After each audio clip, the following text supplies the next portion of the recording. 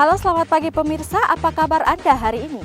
Senang sekali dapat menjumpai Anda dalam berita Papua hari ini. Saya Yuni Rumbarar bersama tim redaksi telah menyiapkan sejumlah berita menarik dan aktual bagi Anda. Berikut 3 berita utama.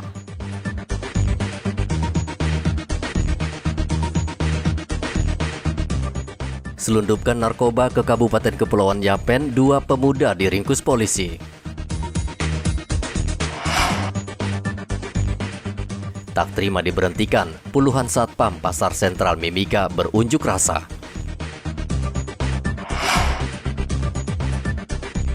Antisipasi Omikron, Satgas COVID-19 Kota Jayapura tes antigen seluruh penumpang kapal.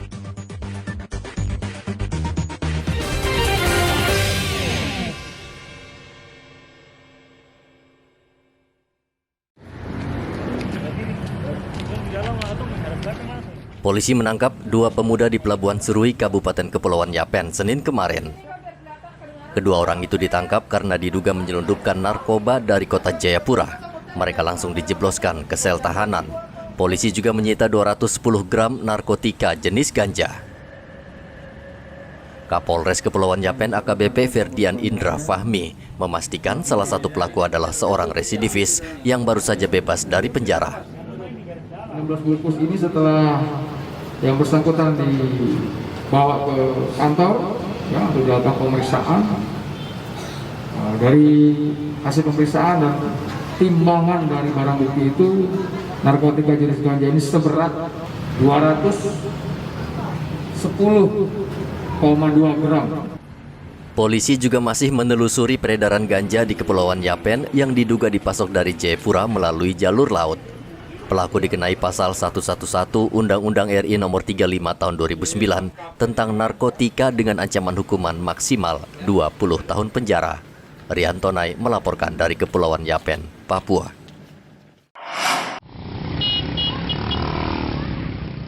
"24 orang satpam Pasar Sentral Mimika Senin kemarin berunjuk rasa dengan menyegel pintu masuk dan keluar pasar, sehingga aktivitas jual beli menjadi terganggu. Pembeli dan pedagang yang hendak masuk dan membuka lapak tidak diizinkan masuk sehingga mereka hanya menunggu di pintu masuk. Puluhan satpam Pasar Sentral berunjuk rasa memprotes kebijakan Dinas Perindustrian dan Perdagangan Kabupaten Mimika yang merumahkan mereka alias memberhentikan sementara waktu untuk mengurangi jumlah tenaga honorer di Pasar Sentral. Para satpam ini akhirnya memblokade pintu masuk pasar untuk meminta kepastian dan penjelasan dari dinas terkait, bahkan Bupati. Cuma tadi ada yang kemarin yang CPNS itu ada 3 orang dan teman-teman sipil 3 orang. Yang tadi dipanggil itu mereka mungkin buat mereka punya ini tadi. Berkata. Di sini kita semua dirumahkan. Ya tidak tahu juga kakak. Ini kita tidak tahu. Itu sudah kakak. Itu sudah. Dan pengarahan rural kemarin. Dan kami rasa kecilnya di situ kami ini kayak mana? Waktu kami kecil tapi kami ini kayak mana? Kami percaya aja pemerintah. Kasih pedagang punya barang-barang. Saya nanya kalau kami tidak ada. Begini itu bisa bertanggung jawab, padahal punya harta benda di dalam. Bisa bertanggung jawab, dari kebakaran dan dari pencurian, sebenarnya bisa bertanggung jawab. Tidak ada. Kasihan pedagang ini, mereka bersyukur bahwa ada security yang menjaga di pasarnya, mereka punya barang-barang aman. Polisi akhirnya turun tangan dan meminta pengunjuk rasa membuka segel yang menutup pintu pasar. Namun pengunjuk rasa mengancam akan kembali berunjuk rasa bila Pemda tidak memberikan kepastian apakah mereka di PHK atau dirumahkan. Dari Mimika, Papua, Igobat Momolen melaporkan.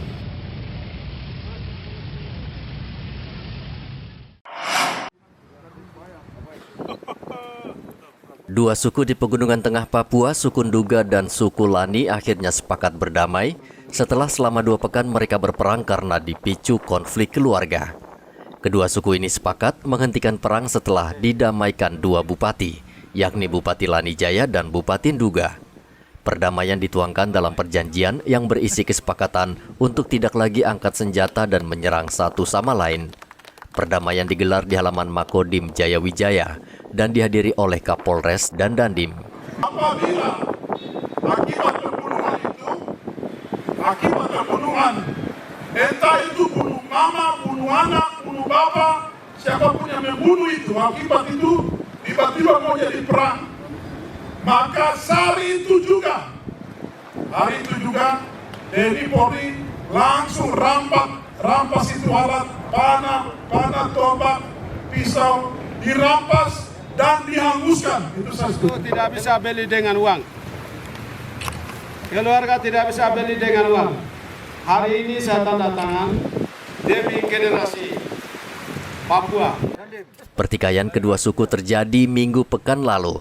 Dalam perang suku ini 2 orang tewas. Pertikaian kedua suku ini dipicu masalah perselingkuhan. Rian Tonai melaporkan dari Jayawijaya, Papua.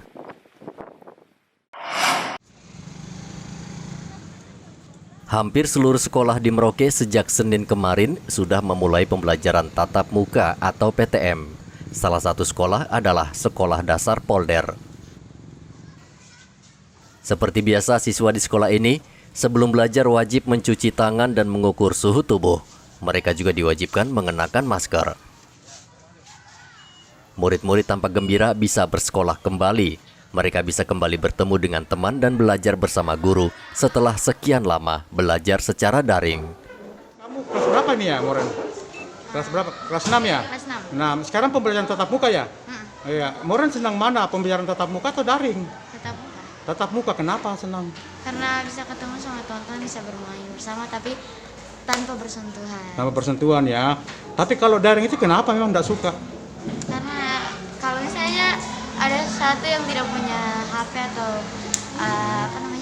teknologi, nanti dia tidak bisa belajar bersama. Bersama ya. Nanti jaringan kalau tidak baik juga tidak bisa belajar. Belajar secara daring banyak dikeluhkan siswa. Mereka mengaku sulit mencerna pelajaran dan belum lagi gangguan sinyal di Merauke sehingga mereka sulit menerima pelajaran secara utuh. Kendati sudah bersekolah, namun proses belajar masih dibatasi hanya 25 menit per mata pelajaran. Pak Guru, kalau untuk jam pelajaran tetap seperti biasa atau ada pengurangan, Pak Guru? Ya, kalau soal pembelajaran, memang sekarang masih masa-masa pandemi, sehingga kita mengurangi jampelnya dikurangi, kemudian waktunya pun dikurangi. Seperti apa itu Pak Guru kalau dikurangi?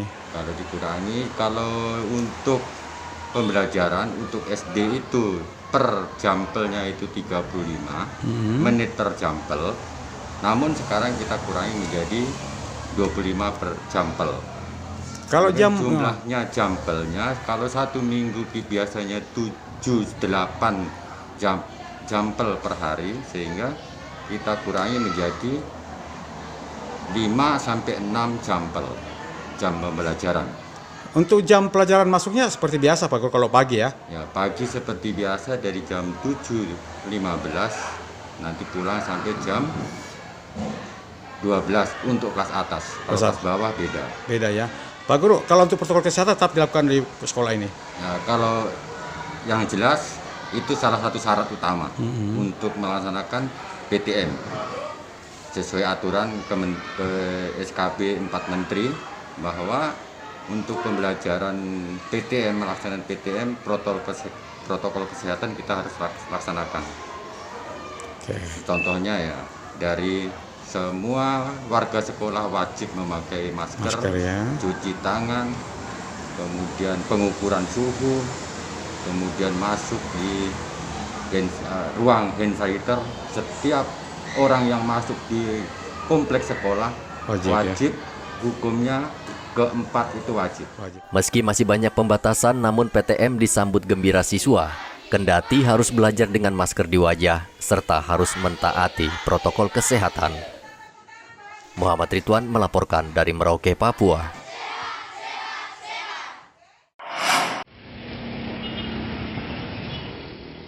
Pembelajaran tatap muka atau PTM di sejumlah sekolah di Mimika saat ini sudah berlangsung. Namun jumlah siswa masih dibatasi hingga 50%. Pandemi serta muncul varian baru Omikron menjadi salah satu penyebab PTM belum bisa diberlakukan penuh.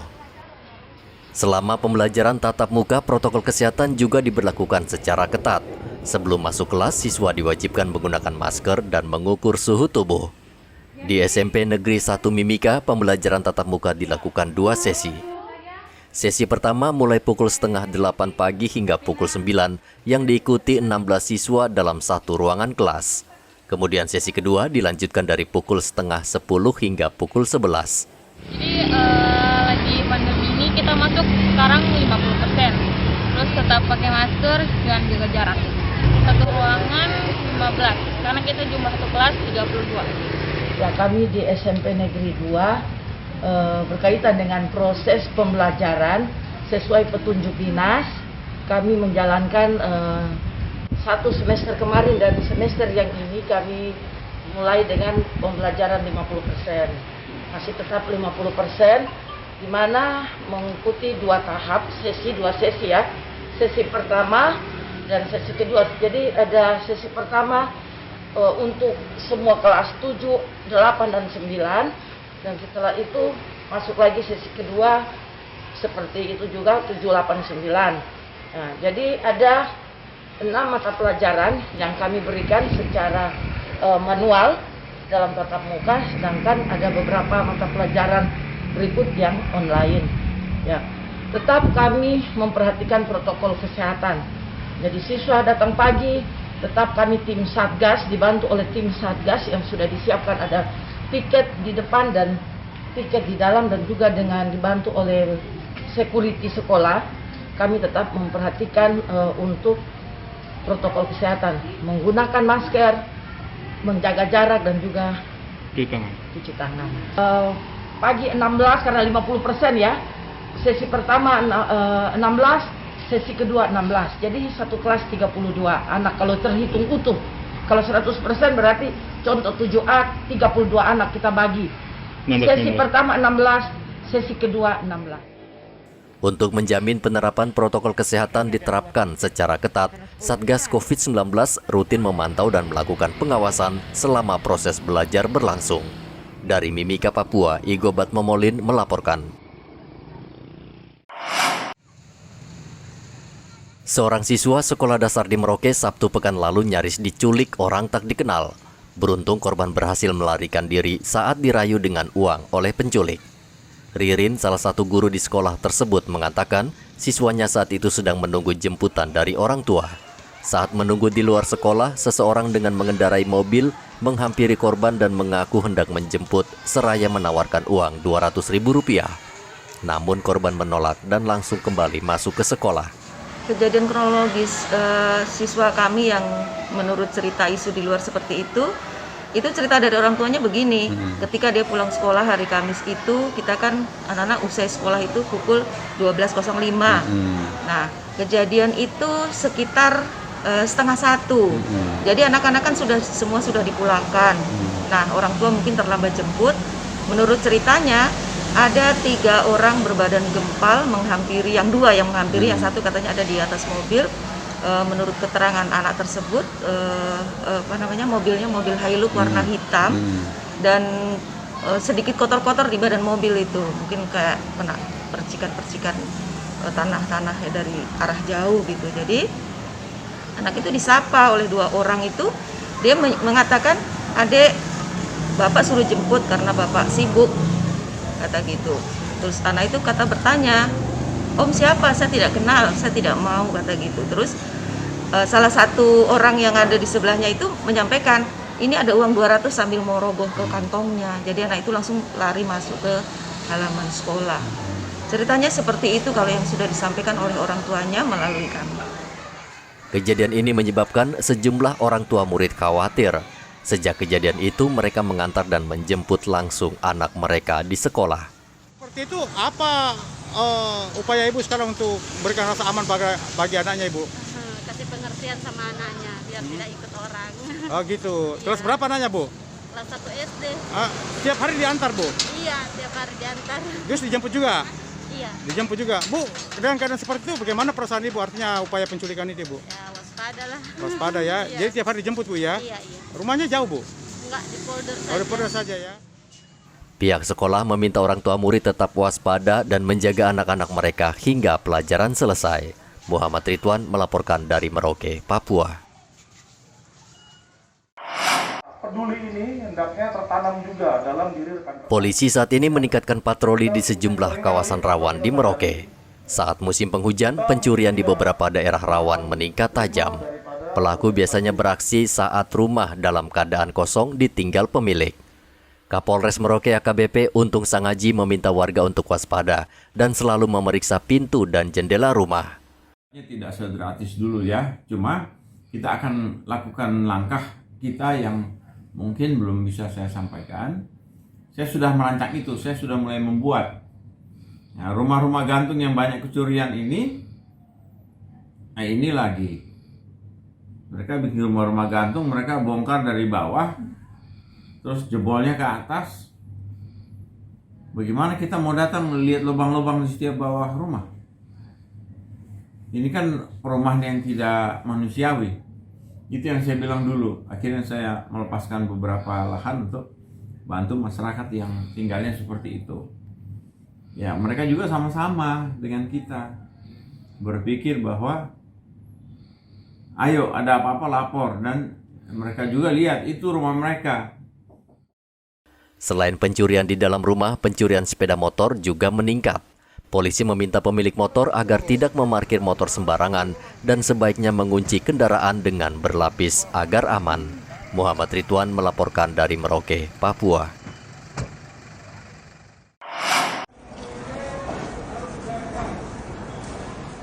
Satgas COVID-19 Kota Jayapura terus memantau dan memperketat jalur masuk penumpang kapal di Pelabuhan Jayapura untuk mengantisipasi penyebaran Omikron. Penumpang kapal motor penumpang Gunung Dempo yang berlabuh di pelabuhan diperiksa secara ketat dengan tes antigen. Hasilnya 97 penumpang yang turun di Jayapura dinyatakan negatif. Wakapolresta Jayapura Kota AKBP Supraptono mengatakan pihaknya terus melakukan tes antigen untuk mengantisipasi penyebaran varian baru agar tidak masuk ke Jayapura. Ia juga meminta penumpang kapal patuh menerapkan prokes. Kita lakukan kegiatan pengawasan sekaligus sweeping terhadap penumpang yang berangkat dari, terutama yang dari luar Pelabuhan Papua. Kenapa kita pilih seperti itu? Karena saat ini marak terjadinya penyebaran COVID, khususnya virus Omikron, itu berasal dari sana. Oleh karena itu kita kegiatan lebih fokus dari wilayah-wilayah barat. Sedangkan wilayah sini juga tetap kita validasi karena mereka berangkat menggunakan antigen dari asalnya. Jadi hasilnya itu kita dicek oleh petugas karantina. Jadi itu yang kita lakukan. Tadi ada 97 yang dari luar, yang turun dari luar maksudnya dari Pelabuhan Papua, tapi semuanya terkonfirmasi negatif. Selanjutnya tetap dilakukan pemeriksaan dok? Tetap, ini tetap dilakukan sesuai instruksi Wali Kota nomor 16 tahun 2022 bahwa kegiatan protokol kesehatan masih ketat terus kita lakukan, termasuk jam operasional apa. Selain di kapal-kapal ini, nanti akan kita lakukan juga kegiatan di tempat-tempat hiburan lain. Selama 2 bulan terakhir, Kota Jayapura bisa dikatakan bebas dari COVID-19 karena hingga saat ini kasus COVID-19 dinyatakan 0. Rian Tonai melaporkan dari Kota Jayapura, Papua.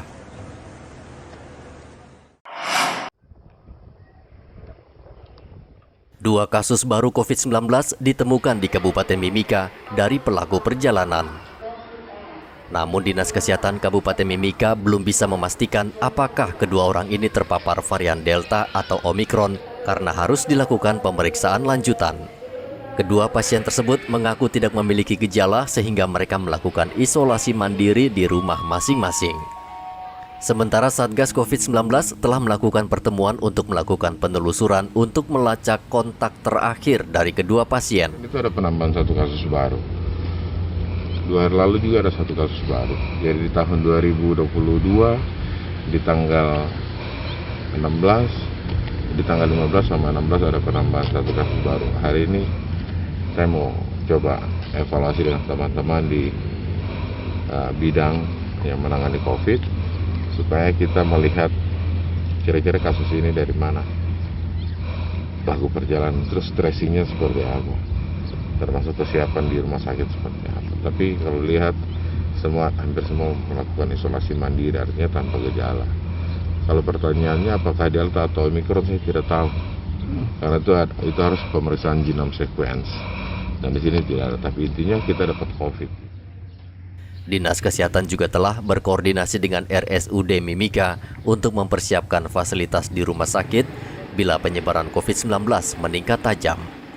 Masyarakat diimbau tetap menerapkan protokol kesehatan dan melakukan vaksinasi untuk memperkecil potensi terpapar COVID-19.